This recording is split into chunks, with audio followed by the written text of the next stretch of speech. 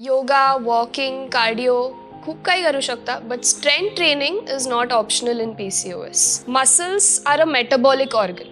Metabolic organ म्हणजे काय आहे की तुम्ही जेव्हा बसता, उठता, जेव्हा तुम्ही काही ॲक्टिव्हिटी नाही करत आहे, तेव्हाही तुमच्या बॉडीमध्ये काही प्रोसेसेस चालू आहेत. त्याच्यासाठी जी एनर्जी युटिलाइज होते ती आपली मसल्स करते.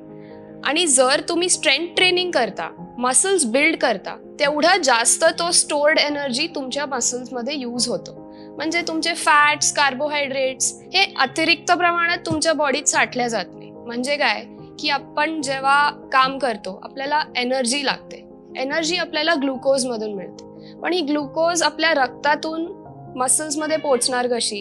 हे काम इन्सुलिन करणार. इन्सुलिन ग्लुकोजला ब्लड मसल्समध्ये ट्रान्सफर करतो. पण जेव्हा आपल्या शरीरात खूप फॅट स्टोर्ड असतो तेव्हा ती सेन्सिटिव्हिटी खूप कमी होऊन जाते, कारण फॅटचे जे सेल्स असतात ते जाऊ देत नाही.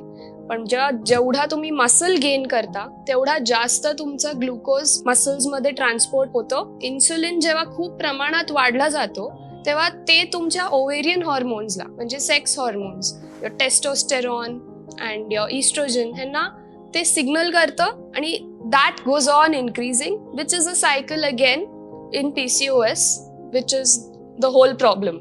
So at least 20 to 30 minutes च्या मध्ये तुम्ही स्ट्रेंथ ट्रेनिंग करायची. आणि स्ट्रेंथ ट्रेनिंग म्हणजे असं नाही की मी 1 किलो डंबल उचलला आणि माझं स्ट्रेंथ ट्रेनिंग झालं. नाही, आपल्या सगळ्यांची कपॅसिटी असते आणि आपल्या कपॅसिटीचा मॅक्झिमम, आता माझा 100% जर आहे की मी 100 किलोचा वेट उचलू शकते एकदा, तर मला at least 70 to 80% of that I need to train with. That is when it will